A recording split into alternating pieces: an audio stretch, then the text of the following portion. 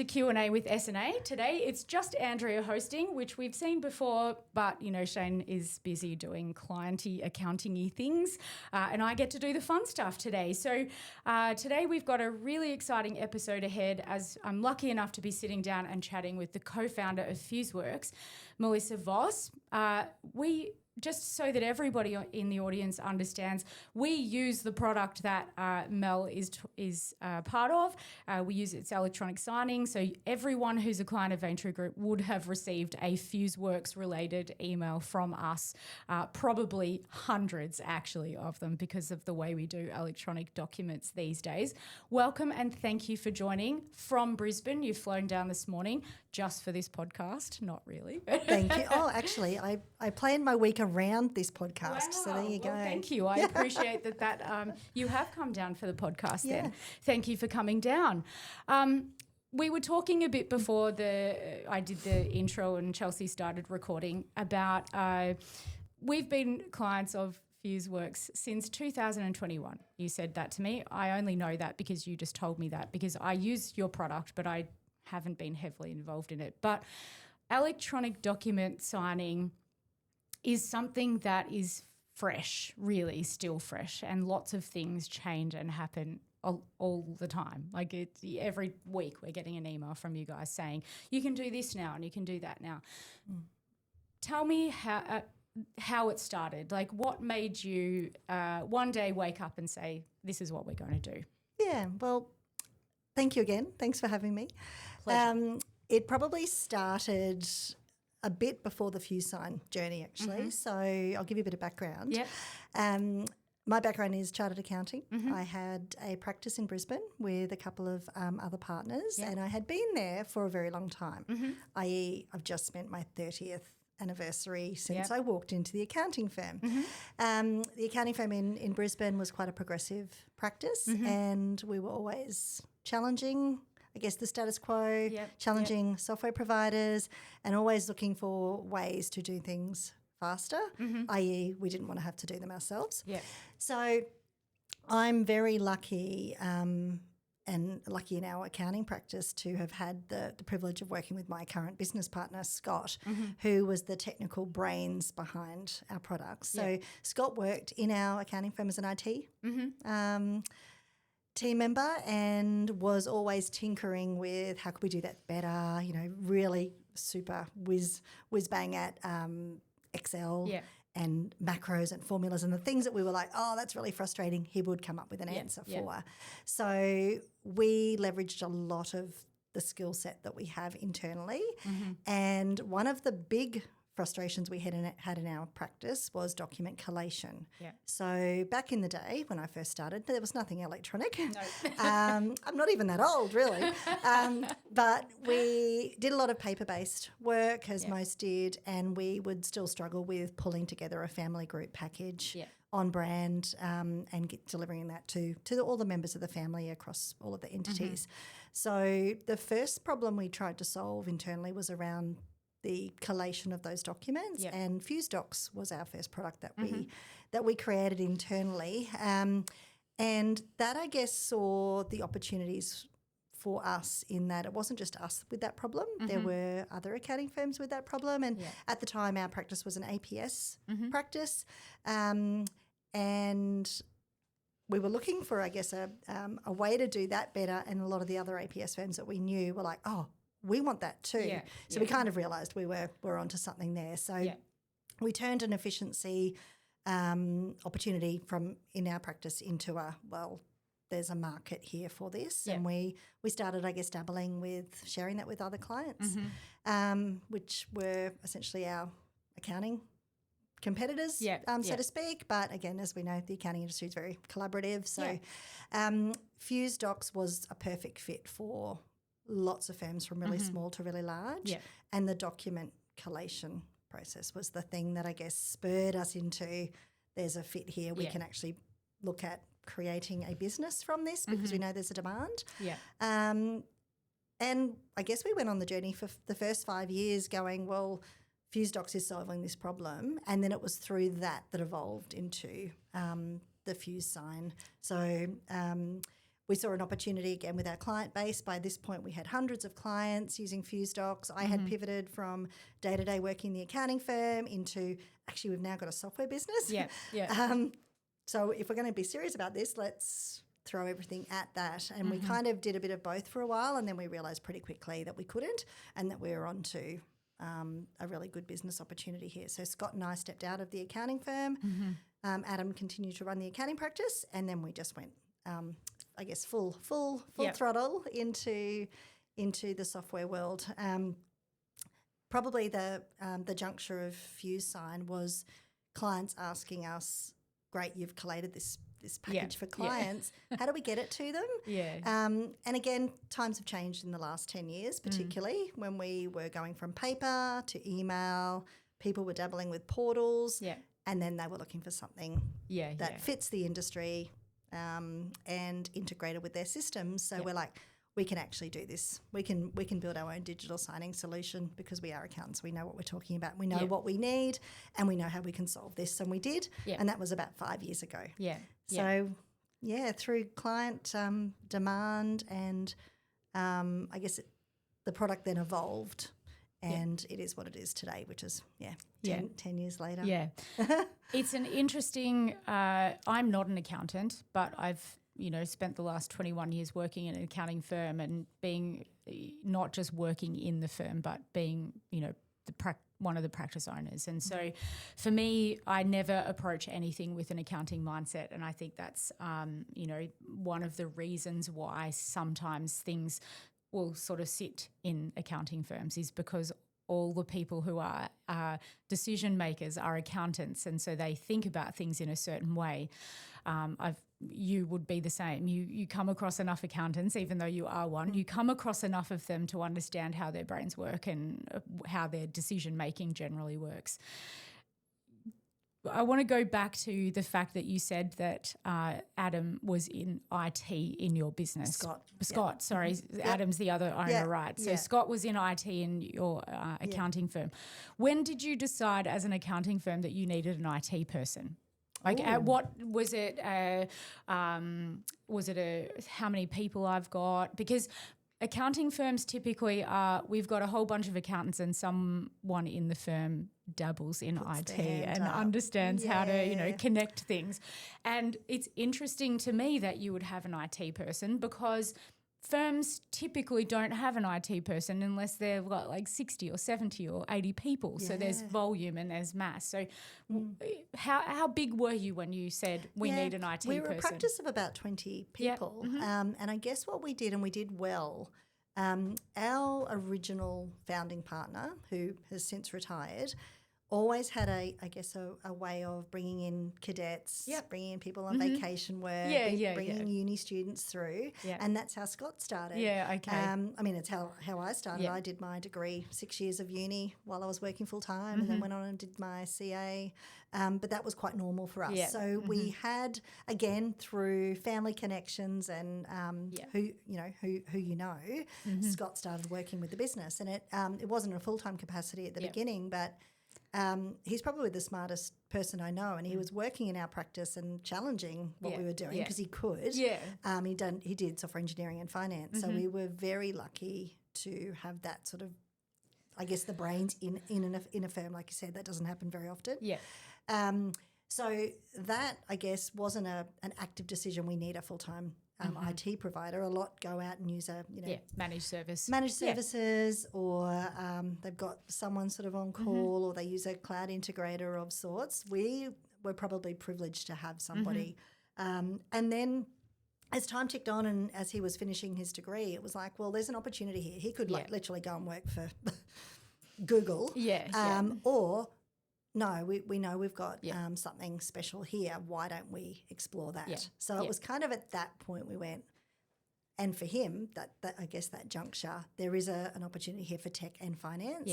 And you mentioned you're not an accountant, but you bring your own special perspective to the accounting firm. I probably look at that from my perspective.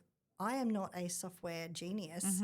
I've essentially fallen into this opportunity that we had, and I'm leading a software business as an accountant, so I'm bringing a different perspective to the world of tech. Yeah. And I've never been more excited. I absolutely love it. And I probably can't imagine myself still sitting in the world of accounting because of what this has opened up for me and my lifestyle and just the opportunities. So and I think from a firm perspective, and I think if people, because we don't normally talk about accounting in this, but it's good because you are an accountant too, so it's interesting, and you've run a firm, so there's some things to talk about there. That most accounting firms are very traditional about who they employ and the return on investment of who they employ as well, and for the most part, an IT person doesn't fit into that return on investment. I'm not going to be able to charge them out. I'm not going to be able to do this or that. And it takes a different perspective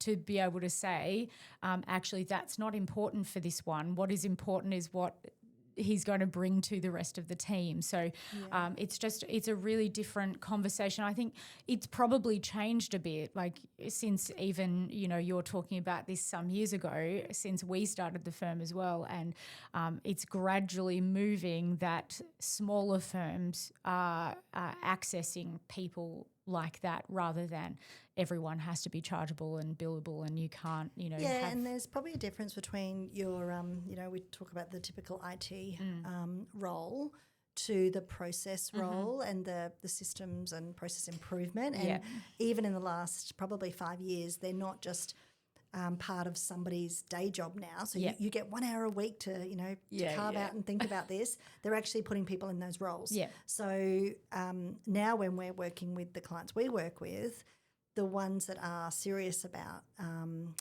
product adoption, change, constant improvement, they have people in those roles. Yeah. And it makes the project so much more successful. But that is quite common now. Yeah. The industry has changed a lot, obviously, not just from a technology perspective, but now we talk about tech stacks because that's what, it's the buzz. Cool, it's the thing. Like every firm, have you got a tech stack and talk about it. What did the tech stack look like for you when you didn't have FuseDocs? Like, what did that look like? Because we were like cranking. I'm really going to show my age because that's okay. Back in the day, it was the era of shoeboxes, and we had even Paxos before Solution 6. So for the audience, you're not going to have any idea what we're talking about here, but think of big old clunky computers. But they were actually pretty smart. They were pretty smart back then. So we had a mix of APS. We used just a Windows folder structure. But we did things, I guess, a bit probably ahead of our time. So we got rid of our paper files many, many moons ago, but then we mirrored our Windows folder structure with exactly the same way that we had our compactor structure. So the team knew, and the transition to paperless Office was quite easy for us. And, that was probably 10 years before anybody did that. APS and Windows, and we had, the mixture of BGL products, et cetera. But once FuseDocs came about, I guess we got rid of needing to use tools like Adobe in a really manual, clunky way. So that saw probably savings of minimum of an hour every time we got a client job out the door. And what we're still seeing now, and FuseDocs is quite unique in that it's unmatched. There's no other platform like that in the accounting industry. What it did for large firms, which we've got today, is the consistency of brand and reduce mistakes. So yes, it takes, it's more efficient, but anyone can do this now. So essentially people talk about AI. It was automation. Way back before AI was even a thing. And it's still got a big part to play. We have never been a paper office. We started with paperless as our mantra from the start. So we didn't have the paper files or the compactors or anything like that. So lucky. Very lucky. I think the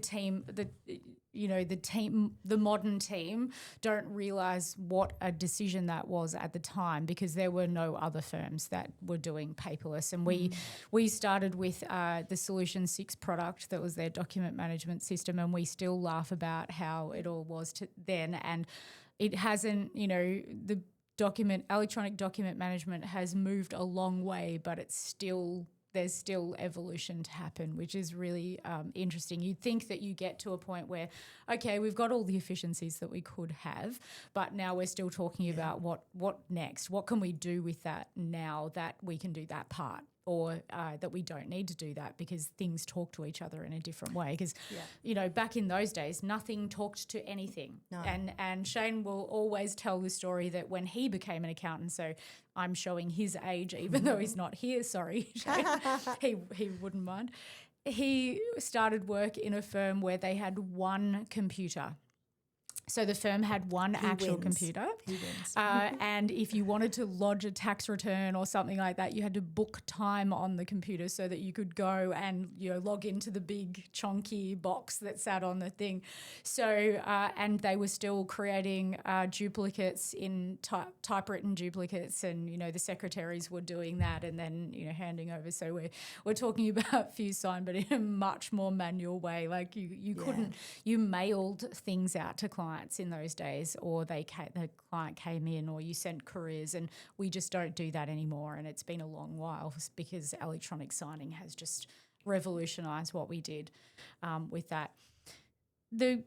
The way things changed during COVID as well, because obviously there's a huge motivating factor around legal documentation and how you can sign things and all of that sort of stuff. Even some documents you still can't sign electronically, you're not allowed to, but that doesn't mean you can't send the document pack out electronically. It just means you need a physical signature. Yeah.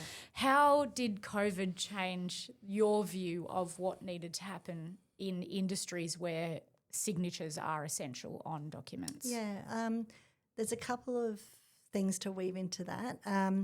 The first thing is I'll always say, I'm so lucky, we're doing this, and people are like, Melissa, you're not lucky. It's been a lot of hard work. Yeah, exactly. In terms of how you've gotten here. Yeah. But I would say there was a little element of timing luck when it came to our decision to expand from FuseDocs into FuseSign. Yeah. We released pretty much right when the global pandemic of COVID hit. So we had a little bit of fortuitous luck when everyone was working from home. Everybody needed a way to not have to have access to printers, and here miraculously there's FuseSign. Yeah. So that was, I guess, a pivotal moment of just the way people worked, the way people weren't in the office 5 days a week. And I can't, talk to people about that because, back in the day, Melissa, we don't want to hear about that anymore. Times have changed, and they absolutely have. Yeah. So FuseSign really was right place, right time. Solve the right pain point for the accounting firms in terms of visibility of what they needed, what was out, what was back. It allowed people to be able to work from home, could connect to things, or it could work by itself. So it was just a really lucky time. And then what we saw was the landscape around compliance changed to match. Yeah. So there was lots of changes, I guess, allowed with ASIC, the tax office. Things that weren't traditionally able to be signed digitally could be. And yes, we've got a couple of stragglers still. And I was talking to our Westpac banker yesterday, and he, still banks are still probably the big challenges, and still a bit of uncertainty around trust deeds. Yeah. But we have come so far in a few short years because of COVID. Yeah. So that just, that was gold that, unfortunately that hit at the right time, but then the right changes have happened because of that. And now people, and I say to clients, like your clients expect things easy and electronic. No one wants to have to print things, and people want the same experience, and you want to put your brand on it. So you now can. Yeah. So sort of gone is the day that people aren't using electronic signing. Yeah, exactly. Although interesting, we've launched in the UK in the last couple of years. Yeah. That's been a bit challenge in itself. Yeah. But they're completely different to us. There are still a lot of firms that are using quite traditional methods, i.e. paper and email. So it's we are quite ahead in terms of the globe, in terms of how we interact with our clients. Yeah, I think we 18 months ago started to use Carbon, which is a heavy American-based program that was, where it the majority of its users are. And there are still, throwbacks in there where I look at it and go, I just wish they'd change the wording around that because it doesn't fit with the way we do things here in Australia. And some of the things, again, around workflows and electronic signing and stuff like that for their market is super different to what we do here as well. Yeah. So important for, people to understand that too, that it's not a universal product. You can't, you can't go into the UK market and say, hey, we've got this great product for accountants, because you've still got to understand how it works in the space that it's in. And, talking a little bit more about how being accountants and solving a problem that you had that is universally a problem across the industry, a lot of software providers don't have that. They may employ accountants who give them feedback about things or whatever, but the value of having an accounting firm actually product test on their own systems, their own processes, and understand it, I don't think there's enough said about that as well, that it's really important that you understand the industry that you're working in, no matter what it is that you do. But obviously accountants are going to gravitate to your product more because you understand it from what they're doing. So you can actually say, yeah, I totally understand that pain point. And look, we've talked about this over the years. We are very much at our core an accounting first solution. Doesn't mean that other industries can't. We have free marketing basically with you sending to your clients. They see it and go, oh, could I use FuseWork for our real estate or building or schools? I'm like, 100% you can. But our unique value proposition is we know accountants, we do it well, and every feature, every integration is aligned with accounting first. So as we were building the business, we're like, we can try to just go out there and be another international signing tool. There are many of them. We know which ones they are. They do a good job universally. They don't do a great job for the accounting industry because they are trying to be a solution for everybody. So that's been something we've really leaned into, and it's what it given us the success I think that we have in the industry and the reputation. And I think coming from the accounting industry and with my, I guess, passion for client service and client experience, you need a really good product that talks to the industry, that's aligned with, I guess, people giving feedback and knowing that we listen. But it's about the client experience and about the way we engage with our clients, and the fact that so many software providers don't even have a phone number you can call. We have a phone number. Little things like that, I mean, to me, are just the bread and butter of a business. And if we can do the service part well for a software business and scale with that in mind, then we've kind of met the demands of the industry. Like, accountants want that. They want that personal touch, and they want to be heard and listened to, and I think that's probably something that's helped us as well. What's it like working with accountants? There's got to be pain points there, because we all know, what is it like? What's your experience been when you're selling to accountants? Look, I would say I'm not a traditional accountant.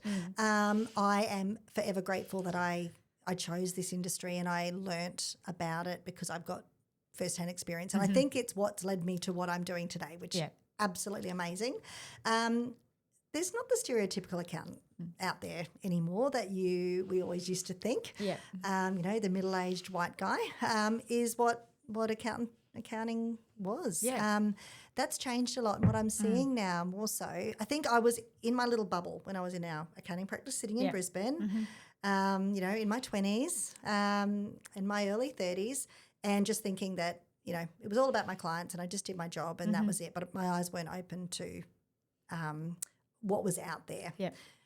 Since being on the other side, I have this whole new appreciation. There's so many things I wish I knew back then, but I'm seeing progressive startups. So you mentioned you could start this business and start it with the tech that you had in mind, with the people you have. There's a lot that aren't. They're from legacy, so it's just a bigger ship to move. I'm seeing a lot more progressive people coming in and going, well, the numbers are one thing. It's not just about that. It's about building businesses and supporting businesses. And until you are in business, and I say this because I inherited and had the ability to buy equity in an accounting firm that was already established. Yeah. We didn't go through any of the hard yards ourselves. We had clients, we had good processes, and we had a good team. It is not until Scott and I ventured out and went, we're starting a software business from scratch, just with us, and who's our next client? Yeah. How are we getting paid? So learning firsthand what it's like to grow a business and navigate all of that. Yeah. I think that's what I've seen. I'm looking for accountants to be able to provide that extra business support. So surround yourself with people that don't, that know things that you don't know or that have travelled that road. So I think it's not just, the stereotypical accountant anymore. It's the business advisors. The board is what I'd be suggesting accountants are now. Yeah, I think there are definitely two elements of it though, right? Because there's still the standard traditional high street accountant who get the job done. Looks the same as what they would before, and they're still, printing things in paper and putting sign here stickers on, stuff like that, and that still exists out there. I think we had all these conversations at the beginning of the year when the TASA regulations became a thing, and everyone started to freak out about I don't have all of this in place, and now I have to do this, and now I have to do that, and they're all just like, okay, I'm out. I'm going to sell my parcel of fees and I'm going to, go off and retire because there was a lot of work that had to be done. But firms that were already progressive, already had moved into the space of electronic document management and document signing and process driven and that sort of stuff, they just didn't have the same freak out about what needed to happen with those things.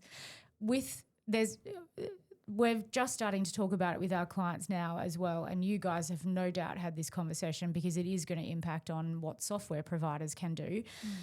The AML legislation that is coming in and that we're all going to have to be doing by midway through next year.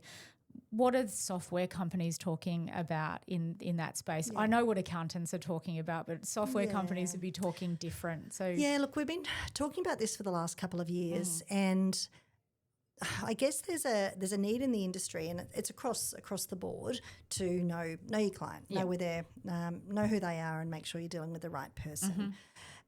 We've chosen, I guess, as a digital signing first solution, to leave that to the bits of software and the businesses that focus on the client engagement and the early part of the client journey. So.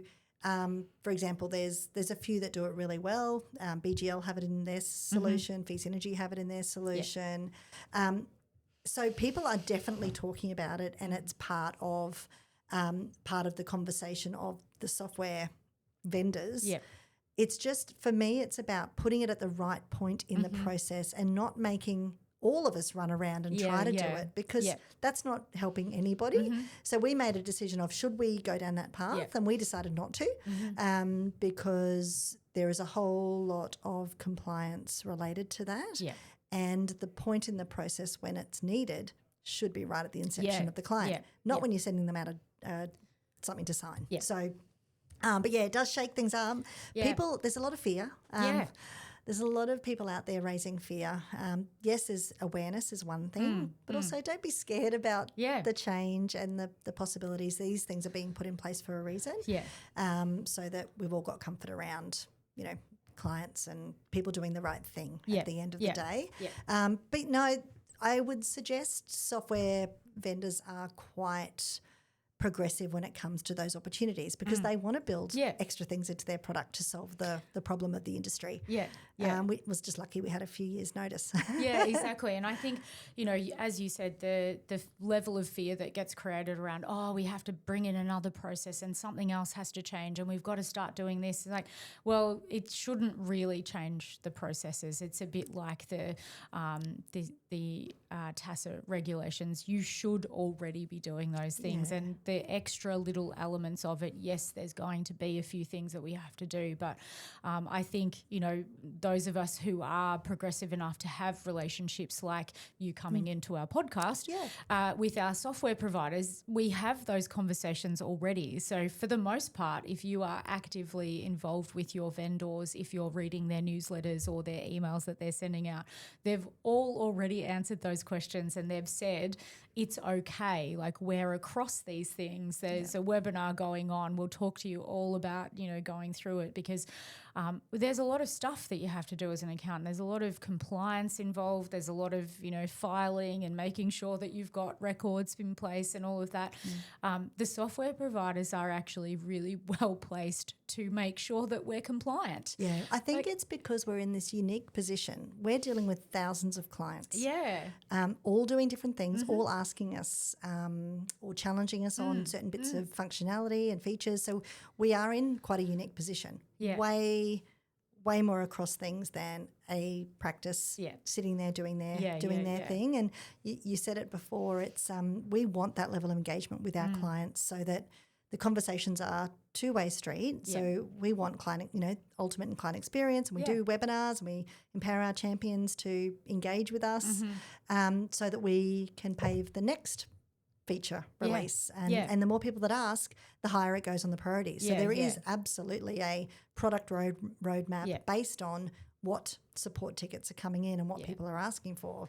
But the people that sit back and go, or just sort of whinge in the corner and say, I wish it did that. If they're not telling the providers, then no one can do anything about it. Yeah, exactly. It was funny that you come in today, because yesterday there was a global outage and I don't know whether, you are part of the small business chat. Are you part of the small business chat on Facebook? I am. But you guys weren't on Amazon Web Services and had FuseWork, thing that thankfully, was probably one of the very few things that did stay alive. Which is, not particularly used when you can't actually send anything because your accounting software is it goes to show how reliant on super reliant cloud-based, yeah. Which is interesting. And there were conversations going on the social platforms that the accountants are on, saying, we're obviously all over-reliant on whatever and whatever. Those things will happen, but the level of people just coming in and going, this software's down again and this happens all the time, like, actually really doesn't happen all the time. No, and there was some comments I saw somewhere around they should have a backup, or there should be another way to keep this up. I actually push back on that a bit. Until you're actually in a software business, for that provider to be able to have that, or if in that event it switches to something else at that level of scale. Yes, 100% for backups for around certain parts of the product. But AWS, seriously, it's just going to ramp up the cost of the technology. Exactly. And nobody wants that either. So these events are very rare. They are really rare. Significant, but it's affected more than one piece of software. And to me, pushing back a bit, because back then I was a bit, I guess, naive to understand some of the things around the way software businesses run and, how you get the scale and how you get those backup, providers to be able to do those sorts of things. And there's just a bit of it's a balancing act. Yeah, it is. And I think, in fairness to the software providers, and we rely on what you guys do all the time with regard to product development and listening to what we're talking about and all of that sort of stuff. As I said, when Shane started as an accountant, there was one computer in his office. Like, we're in a situation now where we literally walk around with computers in our pockets, and we have access to, these pieces of software. Shane can literally now be sitting in the car on a road trip and have access to is that approved a good thing? FuseWork. It's okay, because it's, just sitting there. He will approve FuseWork while he is on the go, because he's got an app and he can approve. So he's reviewed what the accountant's done for him. It's gone to him for a thing. He does that online.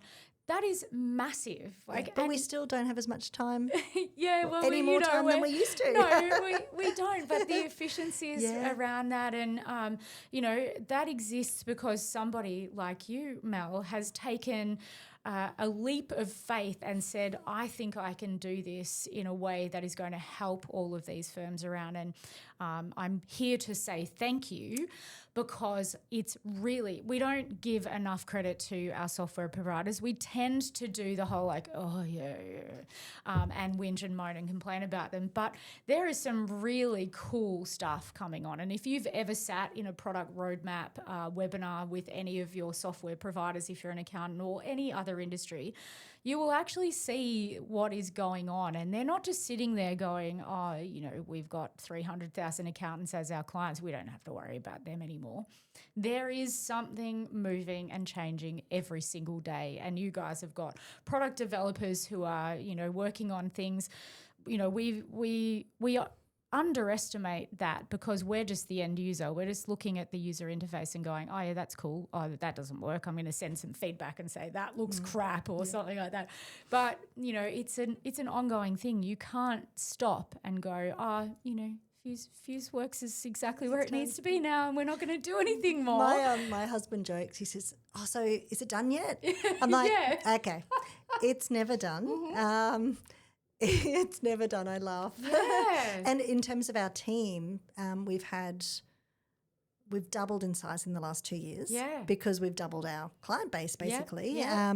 And it's not about just winning a client and showing them, there is a better way. There is the constant commitment to keeping the client, and that takes hard work. Yeah. And when you finish a feature, there's something else. How do you build the product with scale? Yeah.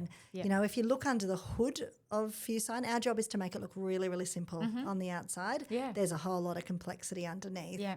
And that just needs time and attention and work. Yeah. And then next minute someone will say, oh, hold on, I've got a new practice management system. Can you integrate with us? Exactly. Your clients are always throwing something at you that, is, can we do it this way now? Because now we've changed the process here. And I think, these things, they're really important to have these conversations around stuff. I know that, there are an element of firms where they're really engaged and they're really, they go to all the conferences and they, interact and do all of that stuff. And then there's the element of firms in the sort of periphery of that are still, moving towards the things that they need to move towards. And no doubt you come across them, you sort of dragging them into. It's like the adoption curve. We've got all the early adopters and we're now sort of getting the people later in the stages. Yeah. But they eventually the market will shift, client expectation will come and we'll be there ready. So I think our job is to make sure that our brand is out there and they know it is a simple thing to move towards and not have the fear which we get, oh no, my clients wouldn't like that. I'm like, well, give them the benefit of the doubt. Like we often have clients saying, I've sent this to our the most elderly client and they didn't like it. They returned it really quickly. They signed it and got it back. So I'm like, just like give them the benefit of the doubt. Give them a go. Yeah. It's often the perception of the senior accountant or the exactly. I know this the director, client, not the client. They've been a client for 20 years and they like to do it this way. And it's not about turning something into just automation and never see the client. Yeah. That's not the idea at all. No. It's just trying to educate people. Yeah. But look, software business is no different to an accounting business. Yeah. At the end of the day, we've got a product that we're working on and trying to do the right thing by the clients and running a business with our great people. Exactly. It's no different. Exactly. What next for you guys? What's next? Yeah. So we've looked at how we can, I guess, focus on the products we have and continually evolve the features and the integrations. But what's next, I guess, in terms of FuseSign is just that global presence. Yeah. So Australia, New Zealand, we are, very heavily embedded into probably most accounting firms here. Yeah. We're part of a very strong tech stack, as you mentioned, and we think we've done a really good job to this point. So we made a decision a couple of years ago to move to the UK and we've just expanded our team there. So I guess for us it's continually looking at opportunities in global areas as well. And we tend to follow where integration partners might be. So Xero, big integration partner, are heavily in the UK and Canada. So it's then looking at product and market fit. Yeah. The UK, Australia, New Zealand, Canada are all quite similar in the way they work as accountants, the way they manage clients and groups, and the compliance, English-speaking countries. So for us, it's about doing that. And looking at what's next, but in our accounting first approach. Important to understand that as well, that, accounting first means that it's a reasonably unique way of doing things, isn't it? Because a lot of software providers say, oh, okay, well, accountants are one market, but now that I've got visibility in all of the accounting markets, maybe I'll move to lawyers, or maybe I'll move to this. And again, you've got to learn a completely different way of doing things, don't you, when you do those things? It's what we know. It's what I've grown up with, and it's we just know it so well, and we're so across the industry, the people, the pain points. It just doesn't make sense to essentially jump to the other side. Never say never. Like if there was a perfect fit around, lots of signing needed in another industry, 100%. But we'd be very much on the back foot. Whereas I think with accounting, we are on the front foot, and that's why we've kind of captured that market. Yeah, amazing. Easier to go abroad. Yeah, well, more fun for travel. Easier to go abroad. Look, that's had its challenges too. Yeah, exactly. Picking up a business and trying to go global. It's a bit like I was thinking of the analogy before. When you're a parent, no one tells you how to be a parent. When you start a software business, no one's told you how to build a software business. Same with going overseas. We had no idea where we were starting or what we were doing. And I look back and, we're very proud of where we got to, but it hasn't been with its bumps along the way. Exactly. I have to say I love watching your LinkedIn posts from other places in the world. That is always a good motivator to, get up in the morning and go to work when you can see someone else in a far-flung country doing amazing things. So I appreciate, even though you're traveling and things are crazy and chaotic, that you're still posting on your LinkedIn about all the fun stuff that you're doing. We really appreciate our relationship with you and the team, Mel. So thank you so much for coming on to the podcast today. And I hope you have a great week in Melbourne. The weather, I know this podcast will not come out at the same time, but the weather is absolutely garbage. So welcome to Melbourne. Thank you. You've got your coat with you, I hope, and an umbrella. But thank you for spending some time with us today and having a chat about the journey for you. Oh, you're welcome. Thanks for having me. Thank you.